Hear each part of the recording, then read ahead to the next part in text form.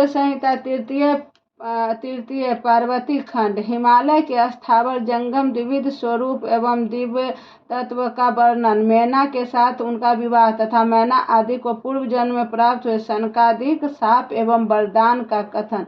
नारद जी ने पूछा, ब्राह्मण पिता के यज्ञ में अपने शरीर का परित्याग करके दक्ष कन्या जगदम्बा सती देवी किस प्रकार गिरिराज हिमालय की पुत्री हुई?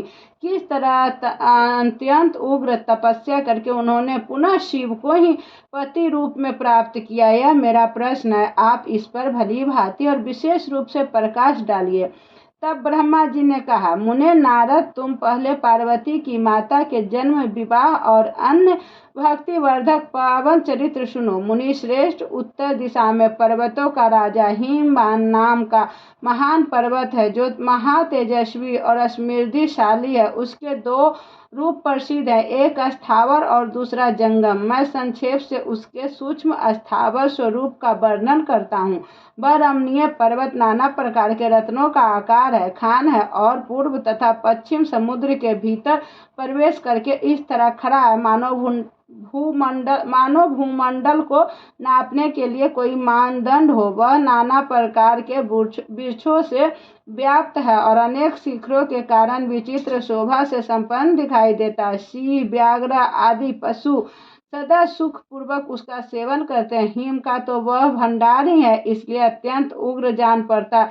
भांति भांति के आश्चर्यजनक दृश्यों से उसकी विचित्र शोभा होती है। देवता, ऋषि, सिद्ध और मुनि उस पर्वत का आश्रय लेकर रहते हैं। भगवान शिव को वह बहुत प्रिय है, तपस्या करने का स्थान है। स्वरूप से ही वह अत्यंत पवित्र और महात्माओं को भी पावन करने वाला है। तपस्या में वह अत्यंत शीघ्र सिद्ध प्रदान करता है। अनेक प्रकार के धातुओं की खान और शुभ है। वही दिव्य शरीर धारण करके स्वांग सुंदर रमणीय देवताओं के रूप में भी स्थित है। भगवान विष्णु का अविकृत अंश है, इसलिए वह सर्वराज साधु संतों को अधिक प्रिय है। एक समय गिरिवर हिमावान ने अपनी कुल परंपरा की स्थिति और धर्म के वृद्धि के लिए देवताओं तथा पितरों का हित करने की अभिलाषा से अपना विवाह करने की इच्छा की। मुनीश्वर, इस अवसर पर संपूर्ण देवता अपने स्वार्थ का विचार करके दिव्य पितरों के पास आकर उनसे प्रसन्नता पूर्वक बोले। देवताओं ने कहा, पितरों, आप सब लोग प्रसन्नचित्त होकर हमारी बात सुने और यदि देवताओं का कार्य सिद्ध करना आपको भी अभिष्ट हो तो शीघ्र वैसा ही करें। आपकी ज्येष्ठ पुत्री जो मैना नाम से प्रसिद्ध है, वह मंगल रूपिणी है। उसका विवाह आप लोग अत्यंत प्रसन्नता पूर्वक हिमवान पर्वत से कर दे। ऐसा करने पर आप सब लोगों को सर्वथा महान लाभ और देवताओं के दुखों का निवारण भी पग पग पर होता रहेगा। देवताओं की यह बात सुनकर पितरों ने परस्पर विचार करके स्वीकृति दे दी और अपनी पुत्री मैना को विधि पूर्वक हिमालय के हाथ में दे दिया। उस पर रम मंगलमय विवाह में बड़ा उत्सव मनाया गया। मुनीश्वर नारद, मैना के साथ हिमालय के शुभ विवाह का यह सुखद प्रसंग मैंने तुमसे प्रसन्नता पूर्वक कहा। अब और क्या सुनना चाहते हो? नारद जी ने पूछा। विधान, अब आदर पूर्वक मेरे सामने मैना की उत्पत्ति का वर्णन कीजिए। उसे किस प्रकार का शाप प्राप्त हुआ था वह कहिए और मेरे संदेह का निवारण कीजिए। ब्रह्मा जी बोले, मुने, मैंने अपने दक्ष नाम जिस पुत्र की पहले चर्चा की है, उनके 60 कन्याएं हुई थी जो सृष्टि की उत्पत्ति में कारण बनी। नारद, दक्ष ने कश्यप आदि श्रेष्ठ मुनियों के साथ उनका विवाह किया था। यह सब वृत्तांत तो तुम्हें विदित ही है। अब प्रस्तुत विषय को सुनो। उन कन्याओं में एक स्वधा नाम की कन्या थी जिसका विवाह उन्होंने पितरों के साथ किया था। स्वधा की 3 पुत्रियां थी जो सौभाग्य शालिनी तथा धर्म की मूर्ति थी। उनमें से ज्येष्ठ पुत्री का नाम मैना तथा मंझली धन्या के नाम से प्रसिद्ध थी और सबसे छोटी कन्या का नाम कलावती था। ये सारी कन्याएं पितरों की मानसी पुत्री थी। उनके मन से प्रकट हुई थी। इनका जन्म किसी माता के गर्भ से नहीं हुआ था, अतएव ये अयोनिजा थी, केवल लोक व्यवहार से स्वधा की पुत्री मानी जाती थी। इनके सुंदर नामों का कीर्तन करके मनुष्य संपूर्ण अभीष्ट को प्राप्त कर लेता है। ये सदा संपूर्ण जगत की वंदनीय लोक माताएं हैं और उत्तम अभिउद से सुशोभित रहती है। सब की सब परम योगिनी, ज्ञान निधि तथा तीनों लोकों में सर्वत्र जा सकने वाली है। मुनीश्वर, एक समय वे तीनों बहनें भगवान विष्णु के निवास स्थान पर श्वेत द्वीप में उनका दर्शन करने के लिए गई। भगवान विष्णु को प्रणाम और भक्ति पूर्वक उनकी स्तुति करके वे उन्हीं की आज्ञा से वहां ठहर गई। उस समय वहां संतों का बड़ा भारी समाज एकत्र हुआ था। मुने, उसी अवसर पर मेरे पुत्र शनकादि सिद्धगण भी वहां गए और श्री हरि की स्तुति वंदना करके उन्हीं की आज्ञा से वहां ठहर गए। सनकादि मुनि देवताओं के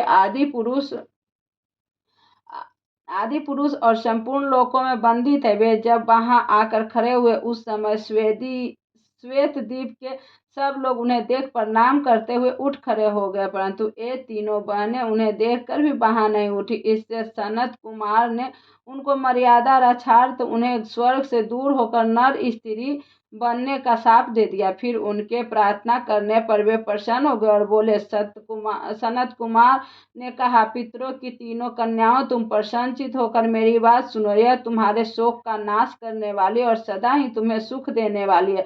तुम में से जो श्रेष्ठ है वह भगवान विष्णु की अंशभूत हिमालय गिरी की पत्नी हो। उससे जो कन्या होगी वह पार्वती के नाम से विख्यात होगी। पितरों की दूसरी प्रिया कन्या योगिनी धन्या राजा जनक की पत्नी होगी और उसकी कन्या के रूप में महालक्ष्मी अवतीर्ण होंगी, जिनका नाम सीता होगा। इसी प्रकार पितरों की छोटी पुत्री कलावती द्वापर के अंतिम भाग में वृषभानु वैश्य की पत्नी होगी और उसकी प्रिय पुत्री राधा के नाम से विख्यात होगी। योगिनी मेनका मैना पार्वती जी के वरदान से अपने पति के साथ उसी शरीर से कैलाश नामक परम पद को प्राप्त हो जाएगी।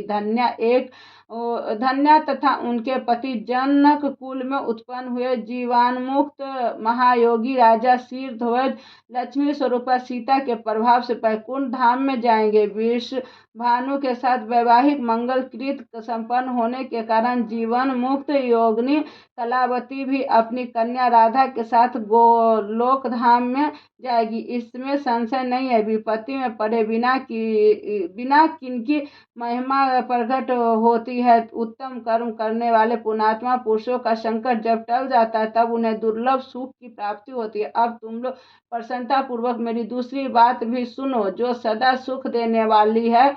मैना की पुत्री जगदम्बा पार्वती देवी अत्यंत दुस्सह तप करके भगवान शिव की प्रिय पत्नी बनेगी। धन्या की पुत्री सीता भगवान श्री राम जी की पत्नी होंगी और लोकाचार का आश्रय ले श्री राम के साथ विहार करेंगी। साक्षात गोलोक धाम में निवास करने वाली राधा ही कलावती की पुत्री होंगी। वे गुप्त स्नेह में बनकर श्री कृष्ण की प्रियतमा बनेंगी। ब्रह्मा जी कहते हैं, नारद, इस प्रकार साप के व्यास से दुर्लभ वरदान देकर सबके द्वारा प्रशंसित भगवान सनत कुमार मुनि भाइयों सहित वहीं अंतर्ध्यान हो गए। तात पितरों की मानसी पुत्री वे तीनों बहनें इस प्रकार शाप मुक्त हो सुख पाकर तुरंत अपने घर को चली गई।